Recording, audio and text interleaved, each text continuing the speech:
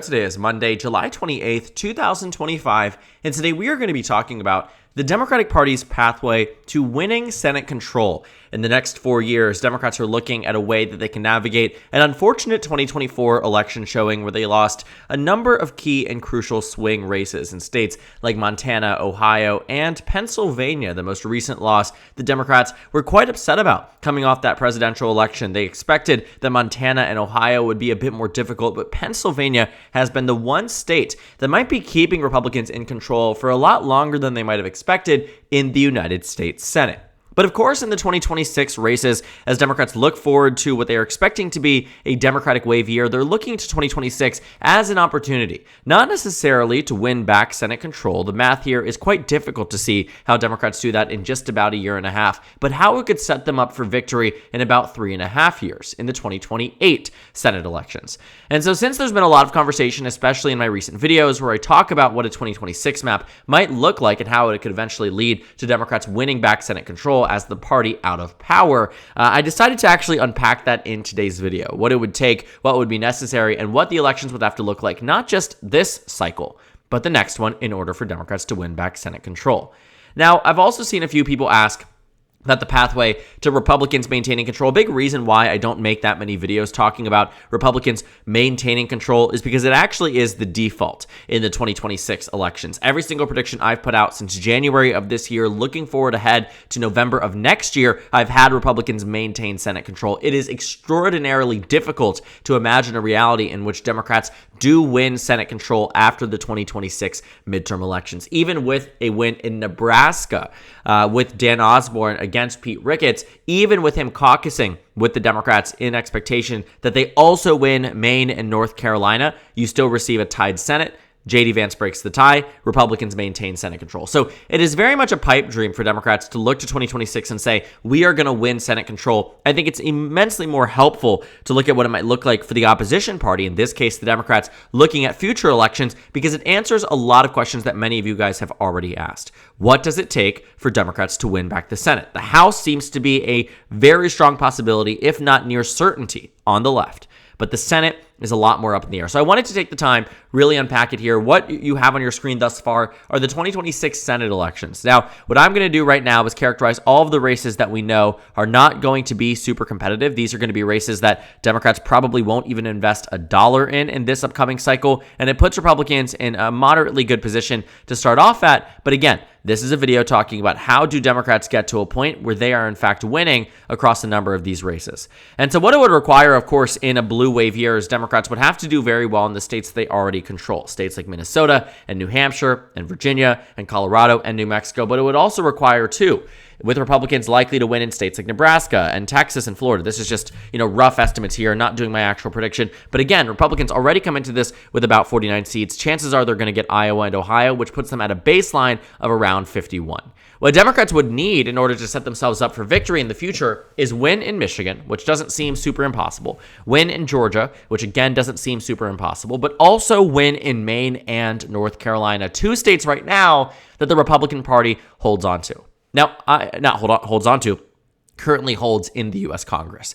And so North Carolina and Maine have been immense points of frustration for the Democratic Party. Maine's Senate seat with Susan Collins, Democrats have not held this seat since the 1900s. North Carolina, we also saw, actually before then, North Carolina, Democrats have not held this seat since 2015 when they lost re-election in 2014. So 2026, again, this race in particular and Maine are must-haves for Democrats. If they want any chance of winning Senate control, they must win Maine and they must win North Carolina. Without it, it becomes a much, much higher possibility that Republicans, even if they lose two battleground races in 2028, lose Senate control. So again, a lot of conversation here. I don't want to spend too much time talking about 2026. We do that enough in the videos that I've been putting out. Let's work under a reality.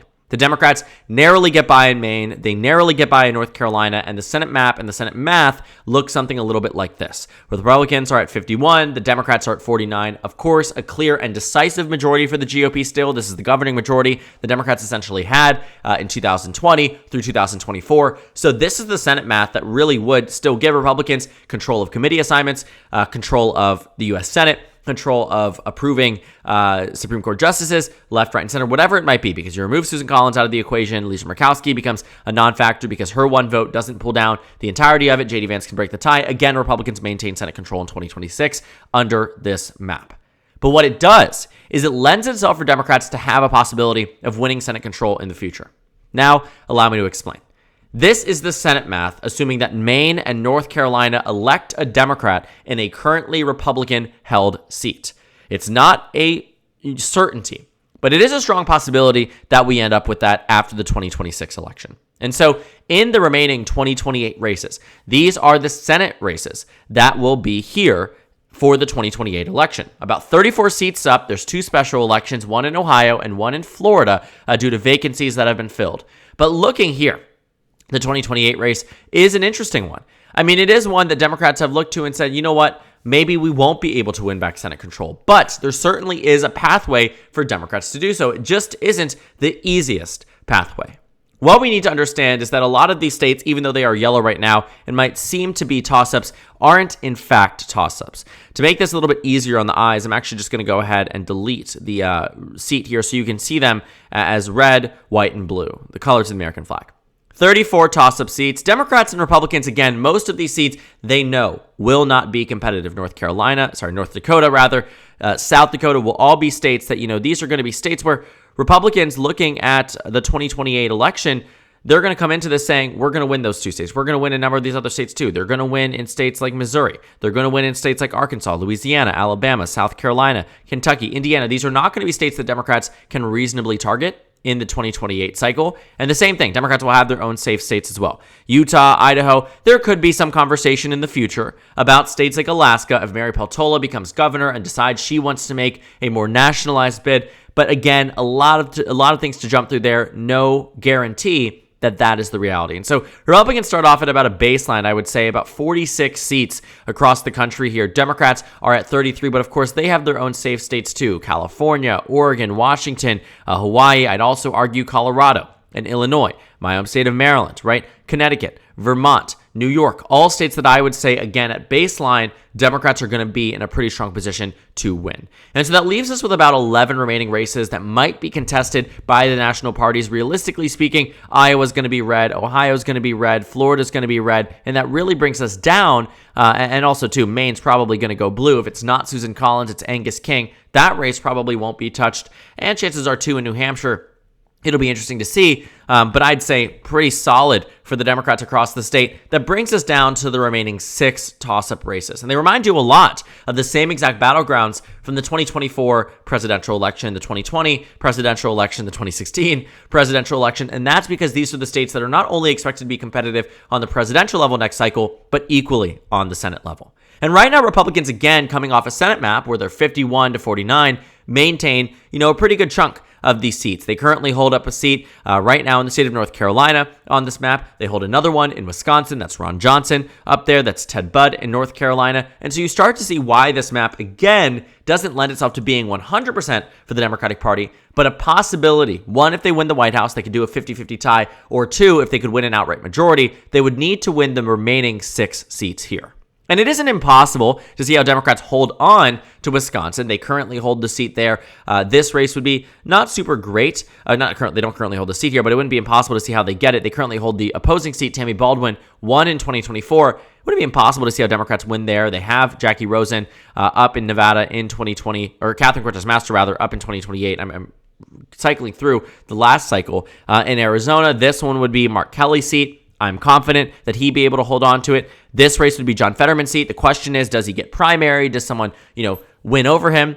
Who knows? Either way, Pennsylvania probably would stay with the Democratic Party. And then it would be Georgia, state with Raphael Warnock. He'd probably win re-election. And that would only bring the Democrats to about 50, which means they would need to win Senate control through the presidency. Not through an outright majority, but through the presidency. Because right now, the current composition looks like this, 51-49.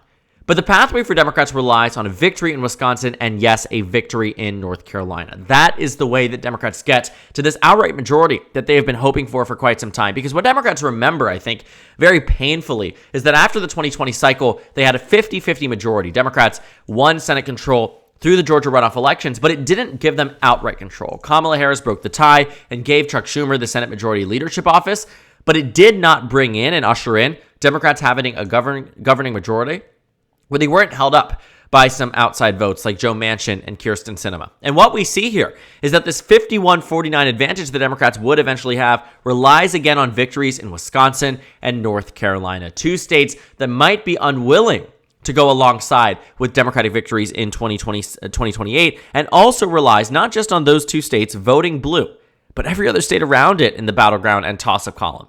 It would require Democrats to win in Maine, in New Hampshire, in Pennsylvania, in Georgia and Arizona and Nevada. Specifically of interest to me is that Nevada, Arizona, Georgia, and Pennsylvania would all be expected to vote for the Democrats in the election, and they did so, in the 2020 election.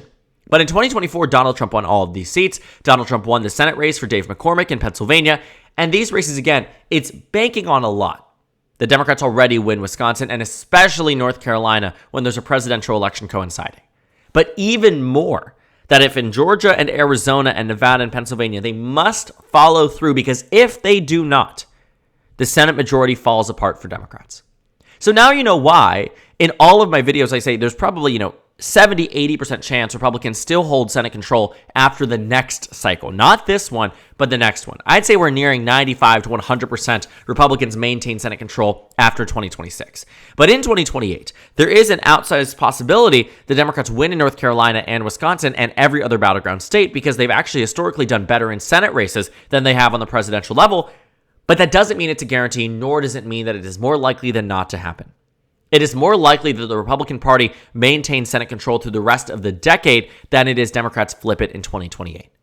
But if they are to flip it in 2028, it relies a lot on 2026. Because let's say Democrats do this. They did the impossible. They won in Pennsylvania, Wisconsin, North Carolina, Georgia, Arizona, Nevada. Let's say they did it all. But Democrats fell short. Let's say Democrats narrowly lose Maine, they can't field a strong candidate, and Susan Collins gets another 6-year term. Well, it would move Maine's non-competitive seat, the one that's not up for re-election, to giving Republicans 50-50. Meaning that if J.D. Vance or Marco Rubio or whoever is the Republican nominee wins the election, Democrats are locked out of Senate control. Let's say, God forbid for them, they lose a race like Georgia or North Carolina. Let's just say flip one of them. North Carolina, I'd say before Georgia. Well, that makes it impossible for Democrats to win Senate control. Even if they win all of the races that are toss-ups, even if they win 100% of the close and competitive races, North Carolina, moving from blue to red in 2026, when it's already a red seat, makes it impossible for Democrats in 2028. They'd have to win in a state like Texas. They'd have to win in a state like Ohio. They'd have to win in a state like Florida and Iowa, and these are all states that Donald Trump won by 12 points or more in the last election. So it'd be near impossible in 2028. So yes, everything really does rely on states like Maine and North Carolina. And that's why they're being so heavily invested in and so heavily looked at by the National Democratic Party. Because if they want any chance at winning Senate control by the end of the decade, things must be done in the middle of the decade. Things must be done today. The nowcast. That North Carolina must go to Roy Cooper, and Maine must go to whichever Democrat decides to step forward and run against Susan Collins. Because these races right now, while may seem like they're just on the margin, shifting and inching closer to Democrats being able to get closer but not actually winning, it might seem demoralizing, it is absolutely necessary if Democrats want to win back Senate control. And it arguably what Republicans have been doing for a very long time. Even in 22, they're winning in North Carolina and Wisconsin, is the reason why they hold such a strong majority in 2024. When you look at times where Democrats have historically held control of the U.S. Senate, in 2008, Democrats, by the end of this year, had 60 seats in the U.S. Senate because Arlen Specter switched parties in Pennsylvania from being a Republican to a Democrat. So Democrats went from 59 seats to 60, which was a filibuster-proof majority.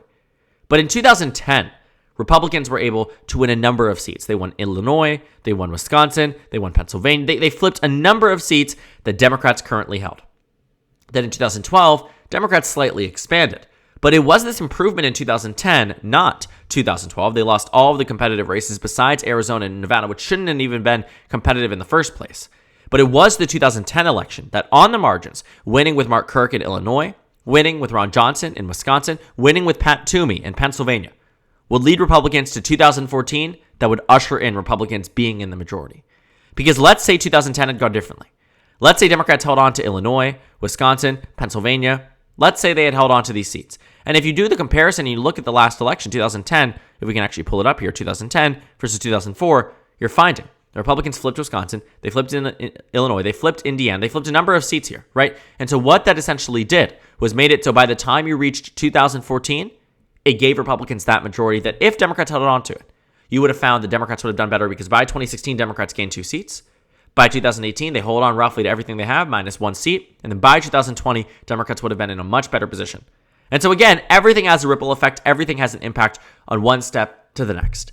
And 2026 is the necessary component for a 2018 reclaiming of the Senate majority, but it's not the likeliest outcome. And so if Democrats are to do it, it will be against all odds, truly and honestly speaking. And if they are able to do so, would require a very top-tier campaign on the national level that would result in Democrats at a majority of exactly what they had after 2022, 51 to 49. It is a governing majority, and it's one Democrats would be very happy with, but it's nowhere near as deafening as what they've had in years past. In 2008, they had 60 seats. Now they're hoping for 51, and a bad case would only be at 47 after 2028. So certainly a lot to talk here. But this is the map. This is the math. If Democrats want a pathway forward to the Senate majority in the 2028 election, which relies entirely on the 2026 midterms. So thank you guys so much for watching this video. Make sure to comment down suggestions below. Subscribe on the left if you haven't already, and check out the Instagram and Twitter. At the top left of the screen, there's also a Discord server for you to go ahead and join. On the screen, there's a video for you to watch, and then a playlist for my 2026 Senate election analysis videos. Again, thank you guys so much for watching, and I will see you all tomorrow.